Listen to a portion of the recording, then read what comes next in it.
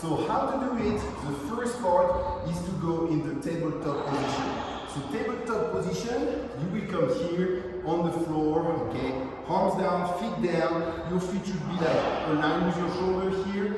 And from here, you will lift here, okay? Your hips as high as you can to look like a table, okay? After from this position, when you're here, you will now try to just lift one arm and keep your tabletop position. So you're not dropping. You're standing up, and from here you try to go on the side as far as you can.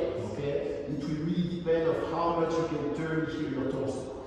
You will come back on the other side. Okay? Keep the hips up again, and do exactly the same on the other side. Okay? And now you know how to do the tabletop crossover.